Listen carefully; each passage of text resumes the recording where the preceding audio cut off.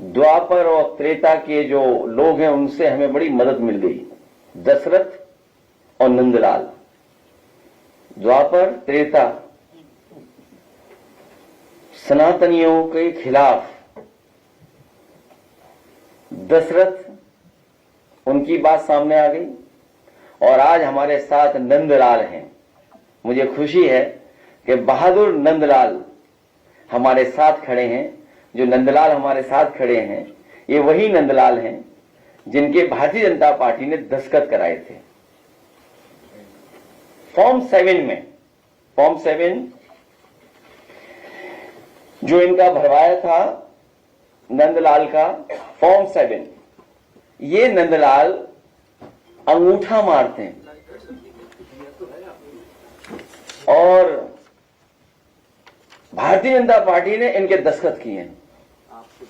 सोचिए दस्तखत में कौन कौन सी धाराएं लगती है, अगर किसी के फर्जी दस्तखत कर दो आप, फोर्जरी 420। और पहले से चुनाव आयोग के नियम है, धारा 31, धारा 32, 31, 32, 31 भी आइए आगे से खड़े जाओ। ये नंदलाल हैं। मैं अगर नंदलाल से कहूं, क्योंकि मुझे 1 लाख रुपए इनाम देने थे आपको, आप इस प्राइज से वंचित रह गए, आप प्राइज ही नहीं मिला आपको। वही प्राइज जो आपको देना था मुझे, वही प्राइज मैंने इनको दिया। 1 लाख रुपए हम लोग इनकी बहादुरी के लिए और इन्होंने जो लोकतंत्र बचाया उसके लिए और जो सच्चाई हम लोगों के लिए सामने लाए। अब भारतीय जनता पार्टी के लोग पीछे पड़े हुए थे इनके। मैं 1 लाख रुपए और इनके मंदिर निर्माण जो कर रही है, ये बहुत ही धार्मिक व्यक्ति हैं, देवी के प्रति इन्हें प्रति बहुत लगाव है। अपने गांव में ही, अपने घर पर ही मंदिर का निर्माण कर रहे हैं दुर्गा माँ का।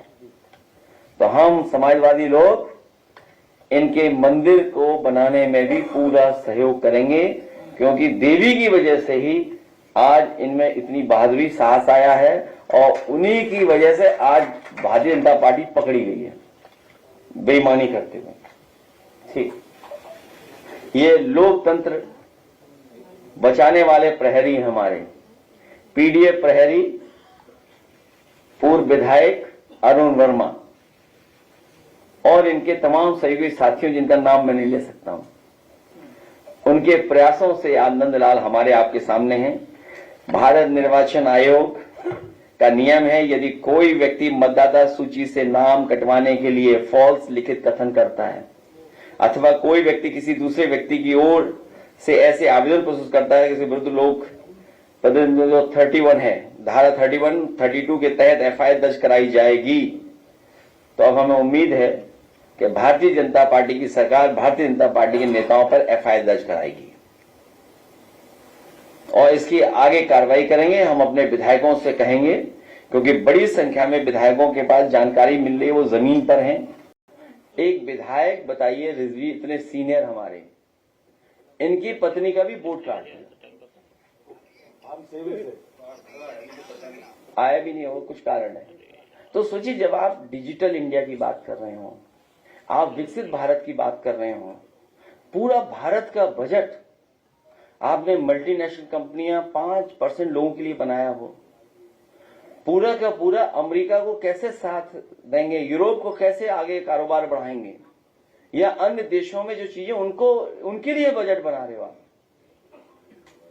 दिन भर आप डिजिटल इंडिया, दिन भर आप स्किल, दिन भर आप डिजिटल इंफ्रास्ट्रक्चर की बात करते हैं। उसके बाद जो आपने सिस्टम लगाया, जो व्यवस्था बनाई है, जो इलेक्शन कमीशन को कंपनियां हायर की हैं, किसका ऐप है, किसका सॉफ्टवेयर है, कौन मैपिंग कर रहा है, कौन अनमैपिंग कर रहा है, आखिरकार उनकी बैक ऑफिस कौन मदद कर रहा है। कोई तो है जो बैक ऑफिस में भारतीय जनता पार्टी के सारे पे काम कर रहा है, उसी के कारण तो फॉर्म 7 आ रहे हैं। इसलिए हमारी मांग है, जो हमारे नंदलाल जी हम लोग सामने ले आए, 16 को और लोग लेके आएंगे, फॉर्म 7 भरवाना बंद करे चुनाव आयोग को। क्योंकि जब आपने पूरी एक्सरसाइज कर ली एसआईआर की, तो फॉर्म 7 तो बंद होना चाहिए, फॉर्म 6 होना चाहिए केवल। फॉर्म 7 की कार्रवाई तुरंत निरस्त करनी चाहिए उन्हें। और हमारे विधायक लोग पूरी तैयारी के साथ सरकार को घेरेंगे। भ्रष्टाचार पर, महंगाई पर, किसानों के सवाल पर, नौजवानों के सवाल पर, महिलाओं की सुरक्षा को लेकर के या अन्य जिस तरह की घटनाएं सुनने को मिल रही हैं, अपराधी जेल से भाग जा रहे हैं और जो भागे हैं उनका सहयोग करने वाले बड़े बड़े अधिकारी होंगे। बिना बड़े अधिकारियों के कोई भाग नहीं सकता। और ये भगाए इसलिए जा रहे हैं क्योंकि दिन कम बचे हैं, सरकार का आखिरी बजट है, सब अपने अपने स्थान सेट कर रहे हैं। सुनने में आया है कि ऐसा भगाया, एस्कॉर्ट किया और सीधा नेपाल बॉर्डर क्रॉस किया, हवाई जहाज में बैठाया, विदेश भेज दिया। कोडीन, सिरप, वो तो चल ही रहा है। इन्हीं के लोग निकल रहे हैं, इन्हीं के लोग शामिल मिल रहे हैं उसमें, बड़े पैमाने पे इन्हीं के लोग शामिल हो रहे हैं। रियल एस्टेट वैल्यू बढ़ा ली इन्होंने।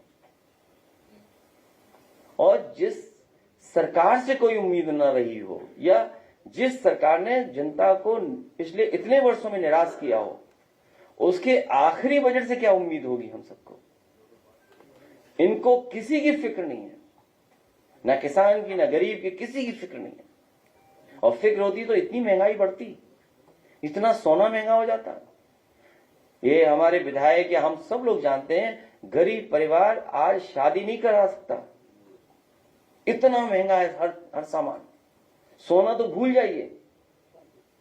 ये तो ऐसी स्थिति पैदा कर देंगे कि लोहे पर पीतल भी करोगे तब भी नहीं आप ले पाओगे।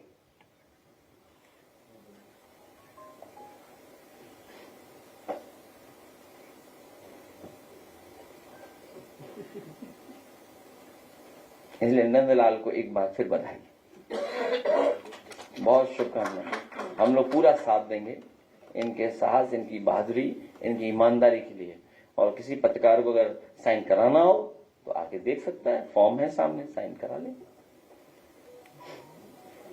इनकी मुठभेड़ भी होगी है आजमगढ़ में सर, हम लोग जिलाधिकारी के सामने प्रस्तुत किए। अरे नहीं होगी, क्या टेंशन ले रहे हो आप टेंशन मत लो, आप बिल्कुल टेंशन मत लीजिए इस बात के लिए। सेवन के अलावा पता चल रहा है कि कुछ लोगों के नाम ट्रांसफर किए जा रहे हैं। वो जानकारी लेंगे समय समय पर। देखिए, बहुत मोटी मोटी बात है, भारतीय जनता पार्टी की हर काली करतूत पकड़ी जा रही है, हर बेईमानी पकड़ी जा रही है। आखिर सरकार ईमानदार क्यों नहीं है? आयोग ईमानदार क्यों नहीं है? आयोग की जिम्मेदारी बनती है कि निष्पक्ष और कॉन्स्टिट्यूशनल वैल्यूज को बचाएं। सिस्टम जितना ही स्ट्रेंथन करेंगे उतना ही डेमोक्रेसी स्ट्रेंथन होगी। अगर हम सिस्टम को खत्म करें, इसका मतलब लोकतंत्र को खत्म कर रहे हैं। जो जहां बैठा है उसकी जिम्मेदारी है कि सिस्टम को बेहतर करें, व्यवस्था को बेहतर करें। वो व्यवस्था बेहतर होगी तो हमारा लोकतंत्र और मजबूत होगा, लोकतंत्र के प्रति और भरोसा बढ़ेगा।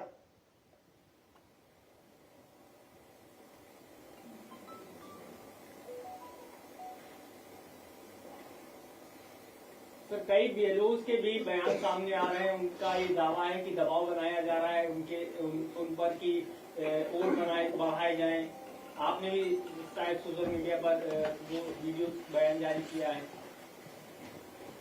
बहुत से बीएलओ की जान गई है, सरकार ने अभी भी मदद नहीं की। सरकार दबाव बना रही है, न ट्रेनिंग कराई, न कोई उनको सुविधा दी है, उनको परेशानी में डाल दिया है। दबाव, धमकी और तरह तरह का प्रलोभन ये बीएलओ को किया जा रहा है। लेकिन उसके बावजूद भी बड़ी संख्या में बीएलओ ऐसे हैं जो लोकतंत्र को बचाने के लिए वो खड़े हुए हैं, वो भारतीय जनता पार्टी से नहीं झुक रहे। बनारस में जाकर पत्रकार और जन आदर्श भारत वाला बहुत बड़ा उजागर किया।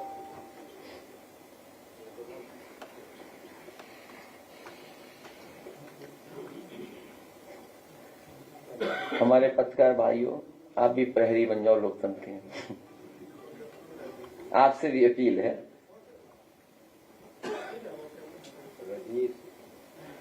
अब बीजेपी वाले व्हाट्सएप में भी चले गए, चैनलों में तो थे ही, व्हाट्सएप पे भी आ गए, अंदर अंदर पत्रकारों के व्हाट्सएप पे आ गए।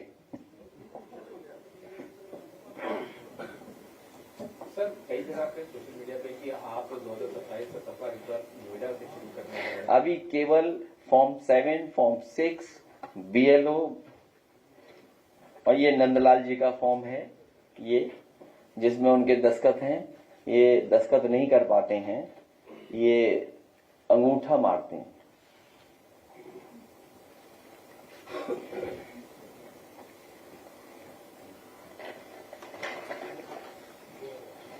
ठीक, धन्यवाद। क्या चीज? डील ने ढील दी है, ढील।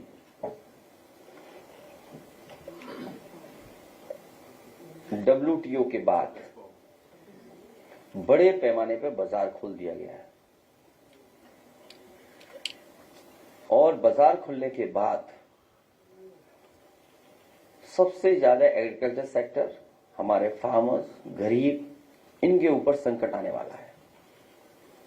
MSMEs कैसे कॉम्पिटिट करेंगे जब फाइनेंशियल इंस्टीट्यूशंस या रिसर्च, इनोवेशन और तमाम तरह का सहयोग जब सरकार नहीं कर पा रही है।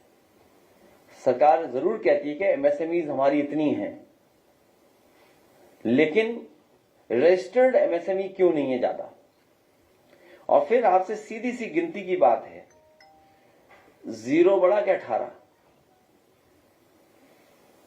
0 बड़ा क्या 18। बीजेपी गिनती ही नहीं जानती है। आप बताइए 18%, 0%, इससे बड़ा क्या है? लाभ किसको होगा? आने वाली चीज पर, जाने वाली चीज पर बीजेपी अभी भी 18 और 0 का पहाड़ा पढ़ा रही है जनता को। आप खुद सोचिए, 0 बड़ा कि 18। जिसको ये बात समझ में आ जाएगी वो समझ जाएगा कि डील नहीं ढील दी गई है, पूरा बाजार उनके हाथों में चला जाएगा। सर, कई BLO के ऊपर तो नौकरी का भी खतरा मंडरा रहा है, तो वो परेशान। BLO नौकरी बचाने के लिए कहीं भी अन्याय नहीं होने दे रहे हैं। वो मन ही मन लोकतंत्र को बचाना चाहते हैं और पूरी जिम्मेदारी से बड़ी संख्या में BLO मदद कर रहे हैं, क्योंकि उनकी नौकरी का खतरा उनके ऊपर मंडरा रहा है। अंतोगत्वा नौकरी किसकी जाएगी? बड़े अधिकारी बच जाएंगे, BLO की नौकरी ले लेंगे। इसलिए BLO अपनी नौकरी बचाने के लिए लोकतंत्र को खत्म नहीं होने देंगे।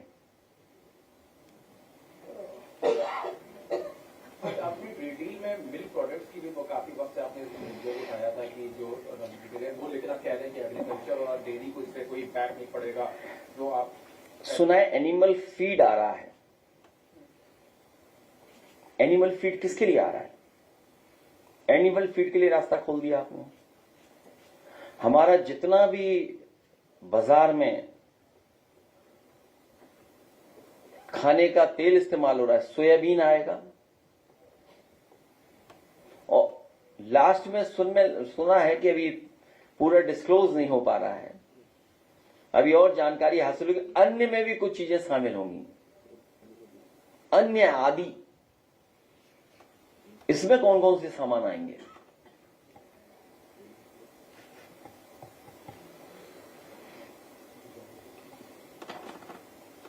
क्या फॉर्म 7 का मिसयूज हो रहा है? जो आपने कहा है कि फॉर्म 7 बंद कर दिया जाना चाहिए। आप ऐसा आओ, नंदलाल की दस्तखत करा लो। आप आओ, दस्तखत करा लो नंदलाल की। और ये नंदलाल का फॉर्म है, और नंदलाल ये खड़े, हम यहां खड़े। जानबूझ करके मुस्लिम मतदाताओं का वोट काटना। नागरिकता अगर है आपकी भारत की, तो आप वोट डालने वाले अधिकार है आपके पास, वोट का अधिकार।